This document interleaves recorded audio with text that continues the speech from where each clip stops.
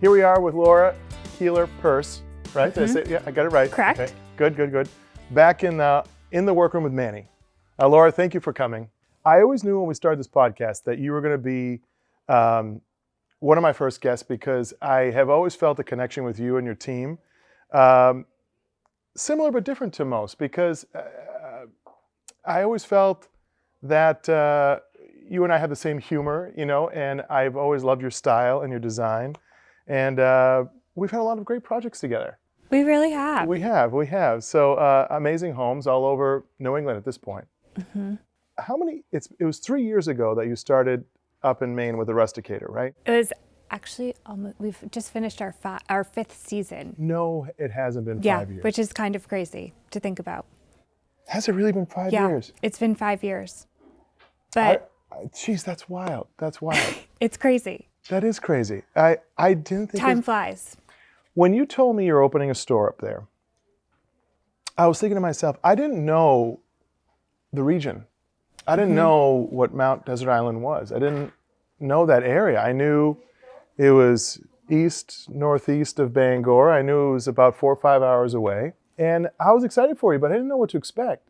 And then next thing you know, it was like, hey, Manny, we've got a project up here. Great. We've got 2 projects up here.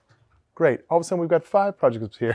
I was like, wait a minute. Now, like, all of our work is up here. Not totally. Tell us a little bit about the challenges of having a retail shop 3, 4, 5 hours away, depending on where you're driving from, and managing the Boston office and your Boston clients, but it also led to some tremendous clients all over the country. Yeah, I think one of the things that I get asked a lot about is I don't know.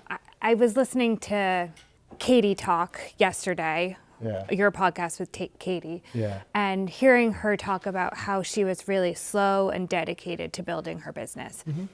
And I feel a lot of synergy with that in how we were building our business. It was slow and steady.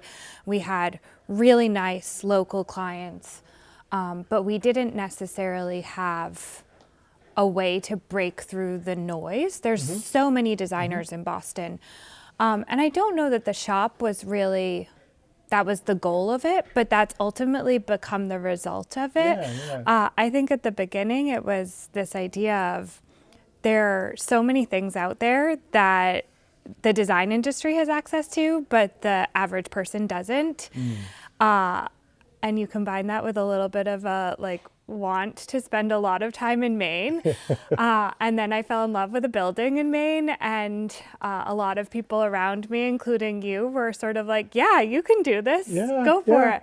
And 5 seasons later, we have a little retail store plus the design business in Boston. But I think because it's such a remote location, we're challenged by the fact that it's hard to get things done up there. It doesn't necessarily have an industry there to support the work that we do.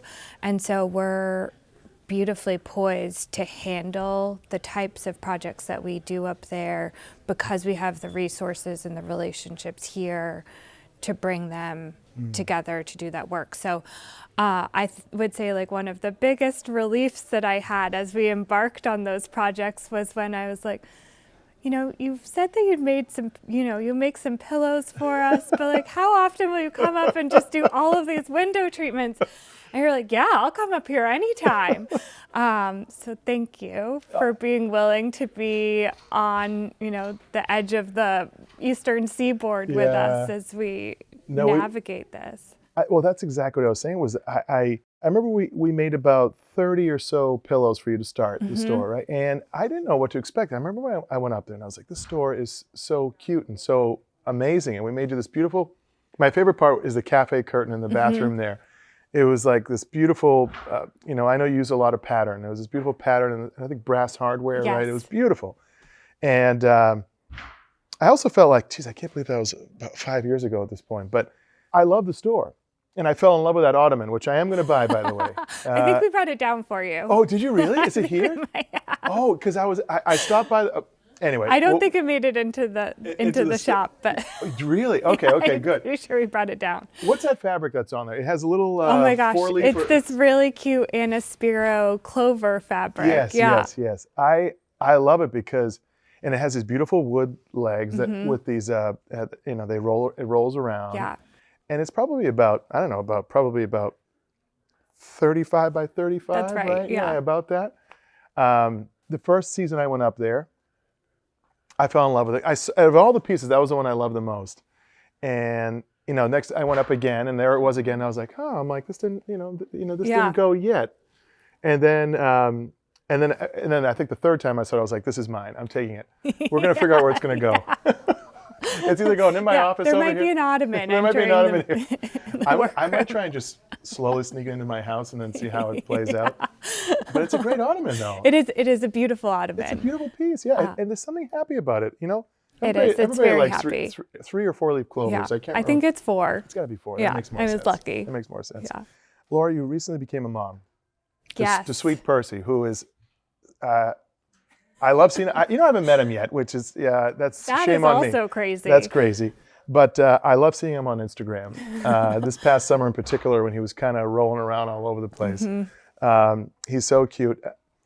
You're a mom first now, right? So tell us about the balance of managing the brand, the shop, mom, everything. How do you do it?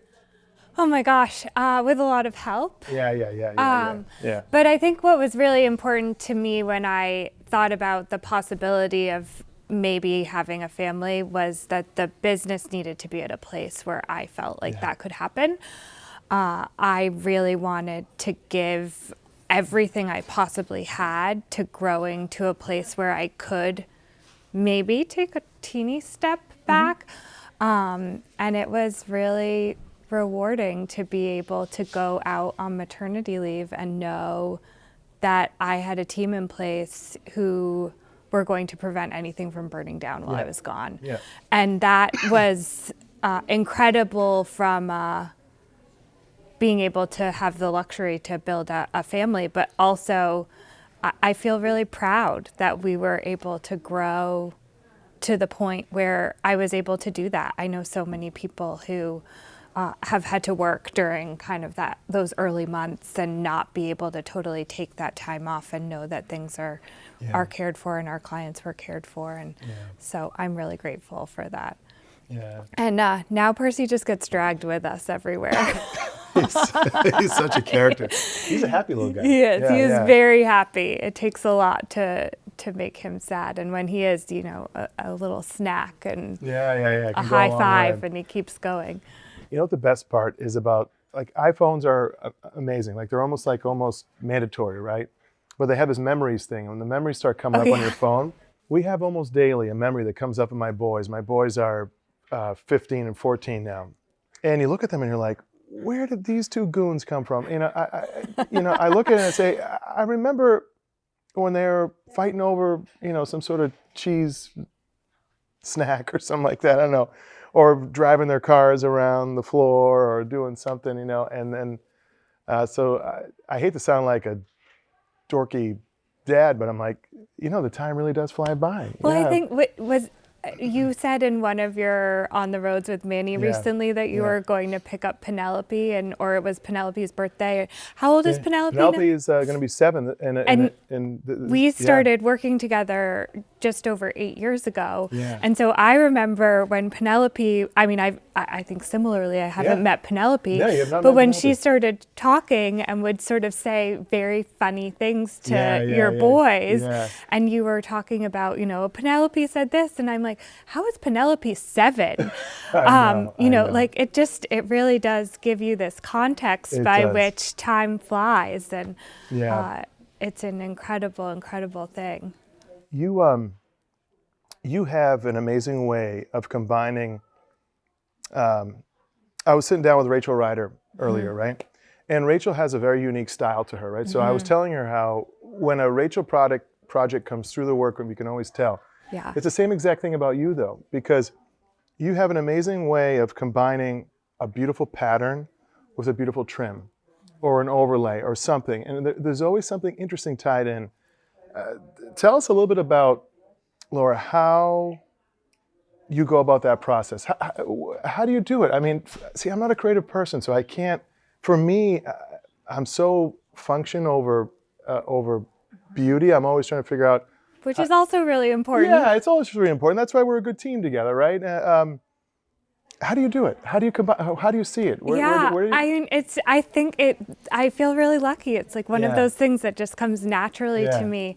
I wonder often, my parents are both from England, and there's definitely some essence of that English design sensibility, those layers that really kind of like lived in, collected over time, that I'm very drawn to.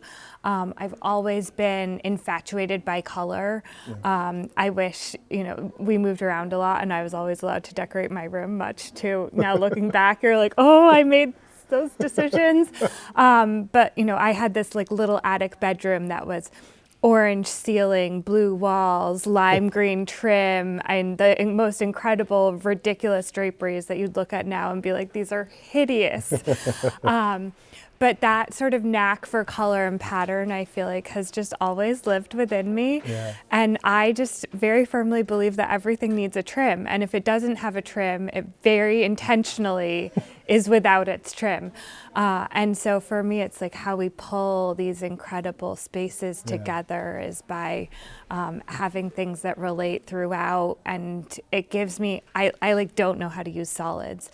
And so I have to have those things that are going to make it not feel like we're just overflowing with pattern, but instead we're also having some level of restraint so someone can actually live in the house too. Yeah. No, I know exactly what you mean. I always love seeing your stuff come together here in the shop. I love seeing it because it's always something unique and something we've never done before, and it's a cool combination. I also feel like I've been blessed to work with a lot of great designers like you, and I feel like you and a handful of others were responsible, I won't say for the comeback of the cafe curtain, right? But I've been in a measure before where I'll say, hey, have you thought about a cafe curtain? The people will be like, what? Cafe curtain, but the way you do cafe curtains is very special. And all the ones we've done together have been stunning. And it's such a beautiful way to treat a window in the right space, right? And getting that light in, but also adding a little bit of, and most often they're in bathrooms where we want to be able to add that fabric and because that's the nature of who we are. We just like love all these soft goods, but thank you for producing countless cafe curtains. Well, we've gotten better at it over time too. Little tricks and details, like we kind of figured out that certain fullness works better than others and things like that. But there's a nostalgia to them and a simplicity to them, and this like hearkening back to a simpler way about them. And I think that sweetness is something that we're all kind of craving at the moment, is that like, oh, what is sentimental about home? And that's exactly what they do, is they create warmth, but you got the natural light coming in and you can just slide them open or push them closed, and they're simple and beautiful. Yeah, I love that. Laura, I was thinking about back to working for you in the, Boston area, and then working up in Maine again. Customer service is everything. And I feel like it was the summer of 23 maybe, we had some challenging projects. We had that one amazing project where we had to take a boat over to, I forgot the name of the island. Little Cranberry Island. Little Cranberry Island. I was going to say Cranberry Island. I knew it. But customer service is everything, right? And our biggest concern, your concern about having projects 3, 4, 5 hours away, is customer service. But I feel like between the two of us and the teams we have here with Olivia's help and everybody and everyone on your team, I feel like we've got to figure it out, and we've been fortunate too. I feel like we had a good run in 24, The projects felt like they went well. I feel like I can count maybe one or two instances where, that's a challenge of not doing a project down the road. Totally. But that's why one of the reasons I love working with you is I know that it's going to be done right. Yeah. And if anything does happen, the reality of our industry is that we're all human. Yes. Like the reason that this incredible operation exists is because we can't just program something and have bespoke drapes appear. Like we need the level of craftsmanship and attention to detail that comes out of this.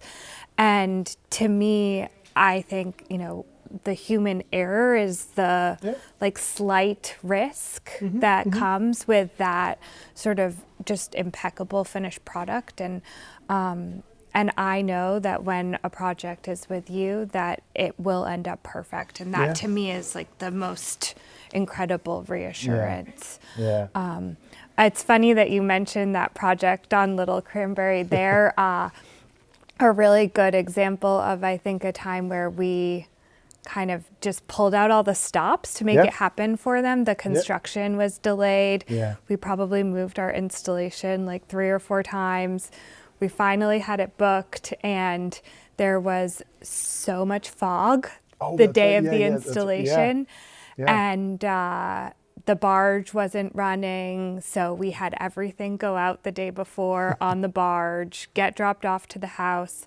And then I'm probably the more of the first mate in our household when it comes to boating. I would say that other people do the captaining. But in this instance, I had to captain in the fog, multiple trips back and forth. And I can't remember who from your team I picked up. I think it was Anderson. Anderson, yeah. And I think he was mortified. I think he was petrified. I think he got on the boat and was sort of like, what? And I think it was also probably 70 degrees in Boston because it was June, but on MDI in the fog in June, it was like 45 degrees.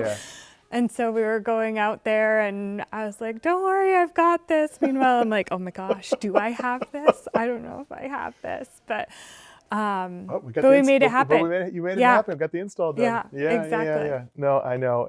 And the challenge up there too is, we set a schedule, right? Every time we go up, okay, we're going to hit this project first. We're meeting the site coordinator or caretaker. Oh, okay, that guy forgot. We're going to head over to this part of the island. Okay, and then we're going to go back to this one. And don't forget, we got to grab lunch here because that's our lunch place. Exactly. Everything I do is around food, by the way. So it's important. We've had some good meals up there. We've had, really good. Really good. And that's one of the really fun things about traveling and, being so far away is we actually get to have lunch with and dinner with you guys. I remember during COVID, I think it was May. May is always our crazy time up there because we're opening the store, installing everything before the season. And we had, I think we had like 15 people around the table. Our whole team was there. Jeff and Eli were there. That's right. And we were just sort of like piled in. I can't remember why we weren't at a restaurant, but we were at our house. And it was just this fun, crazy dinner party. And that's great. It's such a treat. I feel like, we get to have these true friendships and relationships with your team. And as a result, you are truly an extension of what we do. It's so much fun. Yeah, no, it is fun. It is fun, and I love going up there too. I have a little bit of a game plan to it. You know what I mean? Like I always stop at the that first rest area in southern Maine. So you got to get there first, and then you get usually there's a stop in Bangor, and then the final stretch down to Mount Desert Island, but. Yeah, it's special up there. It is. It's special. It has a totally different feel than anywhere else around this area that I can recall. Yeah, but it's worth the 5 hours. It totally is worth the 5 hours. Yeah. No, I always look forward to the next one. You know what I mean? The next project, and the houses up there are very unique as well. Like you find window shapes and things up there that are really. Really challenging sometimes. I remember, I don't think I was there for the installation, but that window at our client's guest house that was above the stairs. Oh boy, yes. And I think I have a photo of you on a very That was really precarious ladder. Yeah. Trying to fit something into that. It was such a simple installation, but such a difficult one because the stairs and that, it was a guest house over a garage, and the stairs were so steep that we had to set up the bottom of the ladder on the stairs and the other part way up the stairs, but it felt like it was like 2.5 stories up, and you had to kind of bounce your way. And poor Lydia was like white as a ghost as I was standing there trying to install this thing over the huge, massive drop. But yeah, you did it. Thank you. I did it. I know. We had there was another situation recently where I was with her, and I was like, well, it's not as bad as the stairs there. But I was hanging off the ladder. I know. I don't do well in heights either. But so Laura, we have to talk about one of the projects I love working on, which was a year or two after you opened the shop up in Mount Desert Island, which was the Claremont Hotel. Tell us a little bit about how that came about and the challenges and the timeline. I remember it ended up being a beautiful project, but it was a massive project. It was a really big undertaking in a very short period of time. But I think, one of the things that we saw from that is this idea of creating an experience. Design is so important, and I always say it's a given. If you're using a designer, you're going to have a beautiful finished product. The function of the space is where I think we really differ. And one of the things that's fun about Rusticator is someone can come in and they can truly experience what design and function feel like in a retail experience. And I was just very lucky. The owner of the Claremont came into Rusticator. He'd heard about us through a couple of different avenues, and he loved what he saw, and he asked us to partner on transforming this really grand dame of a hotel in Southwest Harbor in a very short period of time. And there's no way we could have done that project if we didn't have incredible partners who were willing to come in on it with us, because it was a pressure cooker. It was deep COVID, it was sort of like, there are photos of me in my pajamas on the sofa with my laptop and my cup of coffee at like 7 a.m. And then the same day, like glass of wine, actually probably got dressed, typing away, same spot, because we were working from like 7 to 10 every single day trying to get that place done. But it's such a special spot. It is. And the opportunity to reimagine what decorating looks like in this place where decorating's also always been so appreciated for a property that's so iconic, I feel so grateful for. But you guys made a lot of headboards and footboards. It was a lot. And everything in between. and thank God for the freight forwarding company, not freight forwarding, who ended up doing all the, was it White Glove? No, it was, but all those headboards ended up getting Ambassador brought them up. Ambassador, thank you. Yeah, Ambassador. Ambassador came and picked up all those headboards. It I would have had to drive up there 6 times to get those up there. Oh my gosh, they came up, and there's only one sort of like receiving warehouse up there. And so they've got a handful of guys. They were helping, but then the Ambassador guys came up and I was like, we need you. We need all the, Lydia and I turned into a moving company. I've never been so strong. And after the month of installing at the Claremont, but those hotel projects, they're a beast. They really are. And then you finish and you look around at what you've done, and everything looks beautiful. And you're in such a rush to get, not a rush, but there's so much going on, so many moving parts. But it's a very different experience from the residential experience where you can put a little bit more of a timeline on something and really have that attention to detail. And the commercial is so fun. You get to be so whimsical with it, but ultimately it's like we're opening. We're working on a social club in the Boston area at the moment that you're helping us with, and we're navigating, we're going to have 2 days to bring in all the furniture, photograph it before it gets, sort of swarmed by its inhabitants who I'm sure are going to lovingly enjoy it. And it's just a totally different experience. Yeah. I drove by it the other day and I was with, I was with another designer actually, and I was telling her, I was like, see that social club there? We're doing that, and they're like, it's an amazing building. It is an incredible It's building. in the heart of everything. Yeah. No, it's going to be special. Yeah. A lot of. There's some weird things that you're helping us with on that too. I know there are. Like those little, I don't know how you're going to create these little animals, but I'm excited for them. Yeah, we got some work to do. So yeah, well, Laura, I always try and tie in a little personal thing, with the people I sit down with.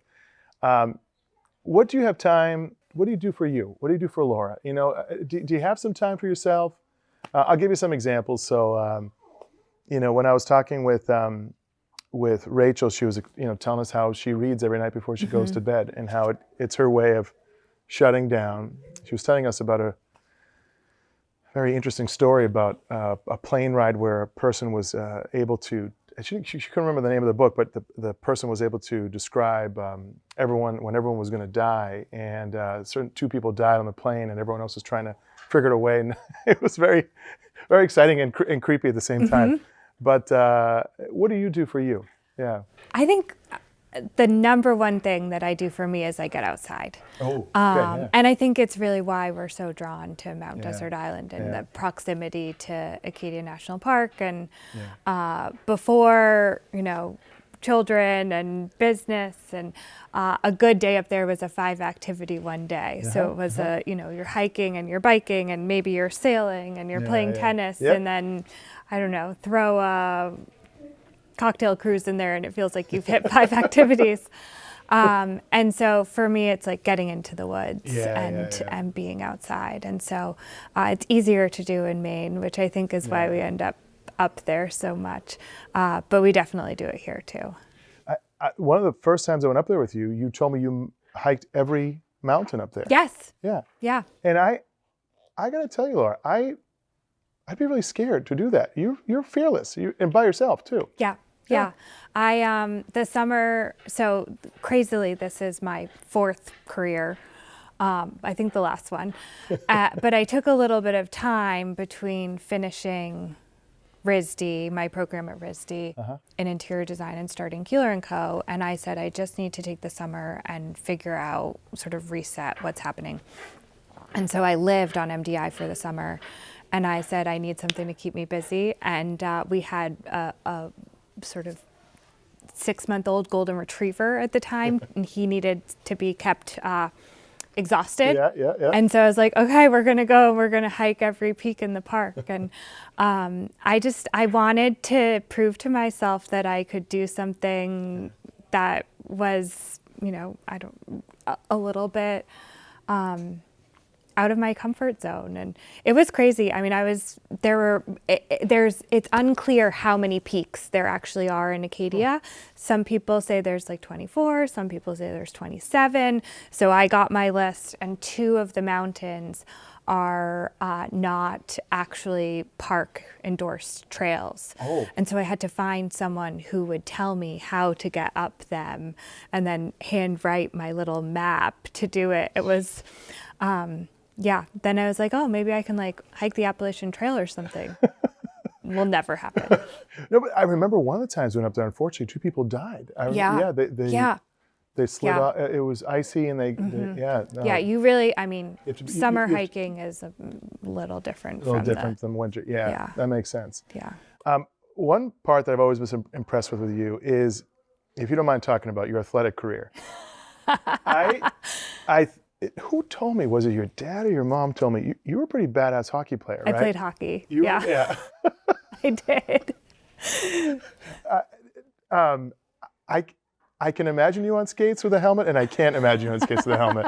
I don't want to, badass might be like a generous description, but I really enjoyed it. It was really fun. I played on the men's club team at Colby. I love that. That's pretty badass in my book. No, that's amazing. Do you ever still put the skates on? No. A little bit. A little bit? Yeah, they're going to come out of retirement for Percy. I love. Yeah. Oh yeah, that's right. Yeah, you got to get him skating. Exactly. Yeah. Hockey, you think, is in his maybe. future? I don't know if I want to do all the parenting around it, but I'd rather him do that than, I don't know, football. Yeah. My boys play football. It's and he's going to get a concussion either way, right? That's right. Yeah, I know. Hopefully the helmets keep getting better. But I'll ask you this one. Growing up, my mom and dad worked together, right? You and Vassar started working together about 3 years ago? Yeah, exactly. From my perspective, it's going really well. Vassar's an amazing guy. I love him. I got to hang out with him multiple times. He's my kind of person, you know. He's really fun and outgoing, and seems to know a little bit about everything and a lot about some stuff too, for sure. Yeah. How is that working with your husband every day? It's a great question. It's really fun, as long as we stay in our lanes. And that's a good point. I feel like we're both equally passionate about the business, and then have an immense disparity when it comes to our strengths and our sort of actual abilities. And so ultimately that really works in our favor. The only time that we really find tension is when we're like big picture strategy. He thinks one thing, I think another thing. To pull Lydia in to be the deciding voice.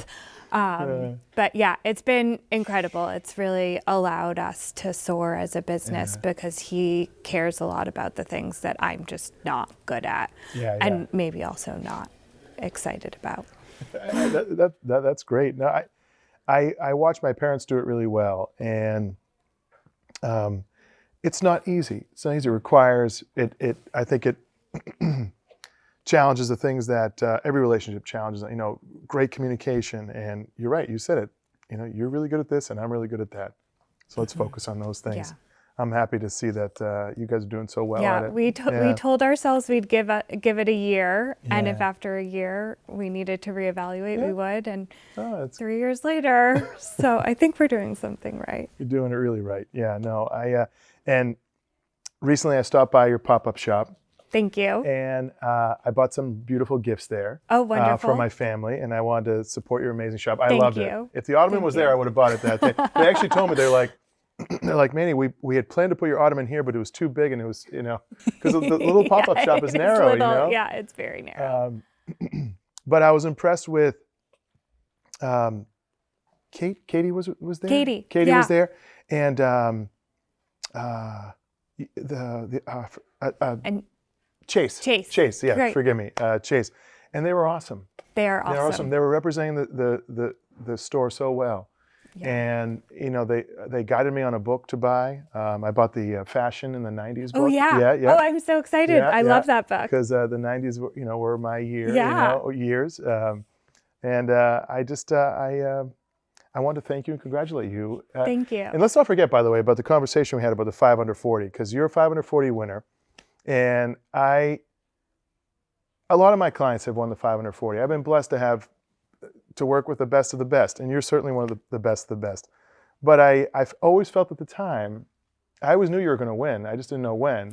But I was really proud to see you up there. Thank you. That was a special night. It was amazing to be recognized, and I really appreciate your support. I think you maybe, I know that, we wouldn't have the work in the portfolio that we have without everything that you do. So thank you. Thank you. And thank you for coming on. Yeah. Oh, this was so fun. Yeah. Thank you for having me. Yeah.